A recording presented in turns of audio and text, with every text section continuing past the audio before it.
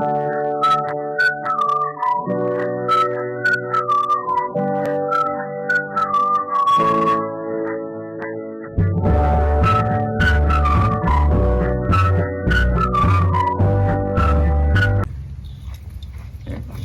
Connor. Yeah. I've been wondering, what's sustainability? Sustainability is the ability to maintain a practice, such as with wood. With wood, you can replace trees that are cut down or dead by planting new ones. That's a sustainable practice. Speaking of sustainability, water. Here in America, it seems like we have an endless amount of water, and we imagine that it's like this all across the world. But most of the time, water across the world doesn't look like this. It looks like this. In 2022, the World Health Organization found that over 4 billion people don't have access to clean water. Where do we get this clean water though? Well, we can start by conserving, and we can find that here in America. For instance, it's estimated that we use a gallon of water every time we do our visits to the bathroom. Here at CFI, at an estimated 360 bathroom visits per day.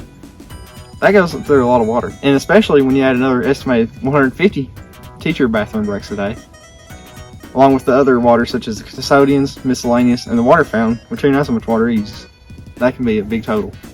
And that's only the water we use at CFI. What about water parks? What about pressure washing and water hoses? There's a lot of water that we could conserve. I think a good solution would be to put timers on things such as sinks and showers. And even though it'd be kind of annoying and a huge effort from our nation, I think we could conserve a lot of water and make the lives of billions better. Now that we showed you one way to conserve, here's a couple others real quick. First off, waste. Sustainable waste disposal is important because waste can harm the environment in many ways, such as through runoff and chemicals inside that runoff. It's estimated there are around 300 students at CFI, and at 4.9 pounds of trash per person, that can add up to 1,470 pounds of trash. But there is ways to lower that number. It's estimated that about 1.5 pounds of trash that people throw away is actually recyclable, which can lower that number by 450 pounds.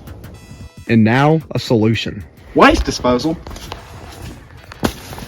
For waste disposal, or solutions for waste disposal, we could add color-coded bins that help people know where to throw their recyclables away.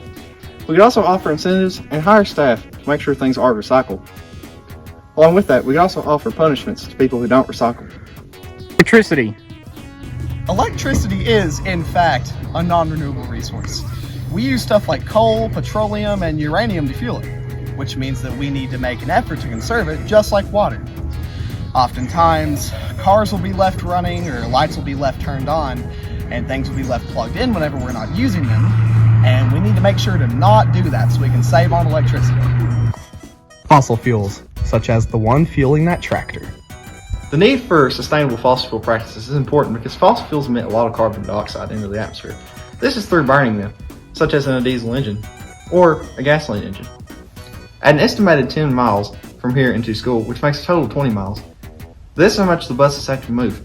And also, we're not even including how long it takes to get to CFI at an estimated 4 miles. In Kentucky, all buses are regulated to be diesel. The average diesel bus gets 8 miles per gallon, and at 3 gallons a day, that's 15 per week, and 1,080 per year. We estimate that there are 48 buses running morning and evening, and at 23 pounds of carbon dioxide per passenger, that is over 1,000 per day, over 387,000 per year. However, cars only emit 4,000 pounds of CO2, and that does not even include how many students actually drive to and from school. A few solutions to the problem could be we could have electric buses and charging stations at the schools and the bus garage, and we can also have parents drive their students to and from CFI, or we could also have fewer school days. Okay, we should be good to move over there if you guys want to now. Yeah, sure. Okay. Well, I can only think of one thing to say. When the world is in distress, we need to learn to use less.